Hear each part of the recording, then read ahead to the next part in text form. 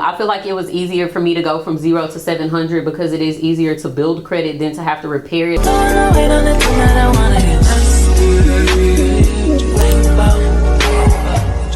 Hey y'all, and welcome back to my channel. My name is Ashanti. If this is your first time here, be sure to subscribe so y'all can join my little growing family. And today's video is going to be one that has been very requested since I posted this screenshot back in April. So today we're going to be talking about how I got my credit score from 0 to 700 in less than 90 days by only doing two things. I'm not exaggerating. This is not clickbait. So if that's something that y'all want to hear, then just keep on watching. I'm obviously not here to tell y'all like why credit is important and why you need to have good credit. I mean, if you clicked on this video, then obviously you already know. At the beginning of this year, my credit score was literally 0 because I have never rented anything.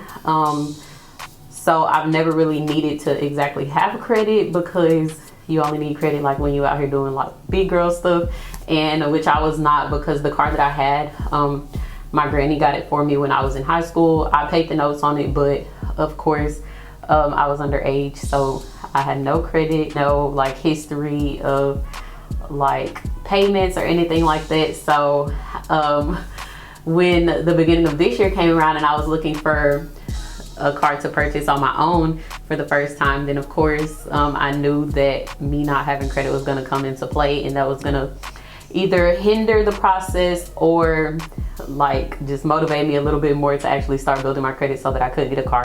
The car that I currently have, I was able to get in-house financing. So when I first got my car, I still did not have any credit, but that's one of the things that helped me to build the credit. Probably a week after I got my car, my mom added me to one of her credit accounts as an authorized user on like her credit cards. So that's the first thing that she did, or the first thing that was done to help build my credit. If you know anybody who like has any credit accounts or who has good credit habits, and they're willing to put you on one of their accounts as an authorized user, even if it's for a short amount of time, like for a few months, like 3, 6, 9 months, that will be very helpful.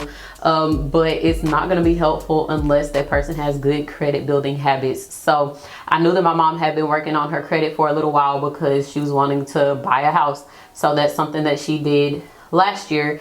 But like I said, because I knew she had those good credit building habits, I was fine with her adding me as an authorized user on one of her credit accounts. If you do that with somebody and like they never make their payments on time, they're hitting their credit limits, and like they have poor payment habits, then that's going to reflect on your score as well. So if that is a route that you do choose to go, I would just make sure that the person that you choose to do that with is financially responsible, financially literate, and that they have good credit building habits. So that was the first thing. The second thing was me making frequent payments on my car once I did get it, because credit essentially is just like your financial payment history and how well you are with like money, and if you get loans, how often do you, or how quickly can you pay them back, how frequently do you pay on them, that type of thing. When I first got my car back in March, I already knew like what my payments were going to be like, because like I said, going in, I kind of already knew like what my down payment was going to be.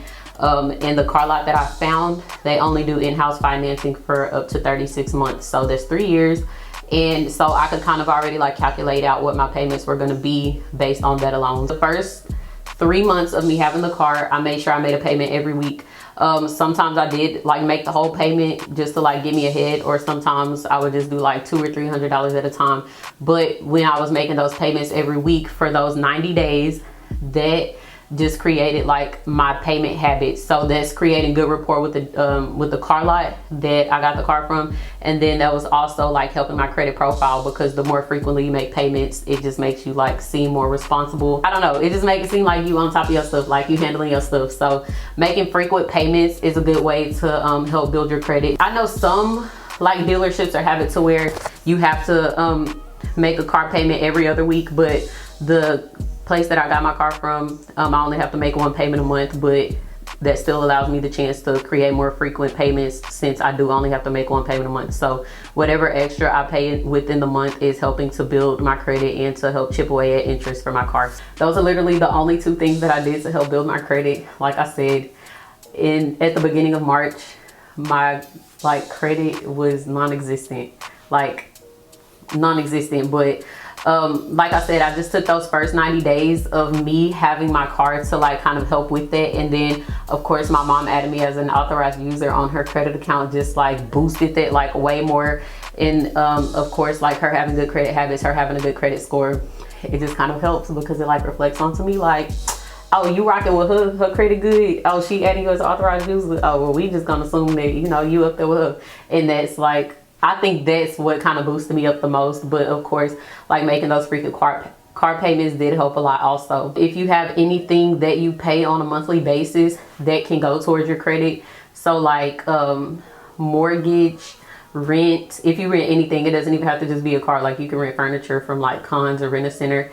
If you only have to make a payment once a month, I would break those payments up so that you can pay something on it every week. Even if it's like still you just paying exactly what you owe, you paying more frequently just helps build up like that rapport. Like I said, I don't know if y'all were expecting something groundbreaking, but that's literally it. One tip that I can give y'all, something that actually helps me out a lot, is using the Mint app. So it is like an app generated by Intuit. So Intuit has like TurboTax and some other stuff, but the ones that I'm most familiar with is TurboTax because that's who I go through to file my taxes, and then the Mint app. So with the Mint app, what I do is I connect my bank account to it, and I set up a monthly budget. So you can set it up for like each little category. So I have like my rent, my car payment, my insurance, and it just like kind of helps you keep up with like your cash flow, what you're spending versus what you're making, so you can make sure that you're staying within that budget that you have set for yourself.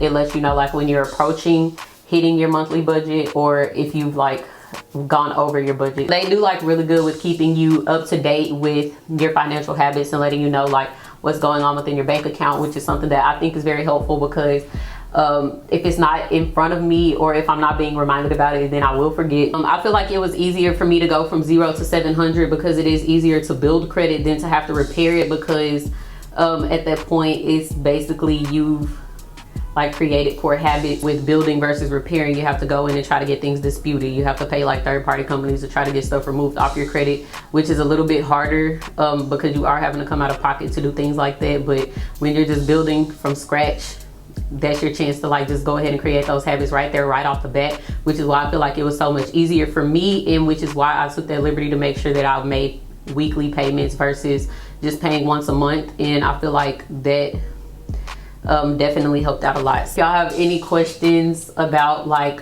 any other financial tools that I may use to like keep up with my credit or anything like that, just let me know. So that is going to be it for this video. I am not like a financial guru or anything like that.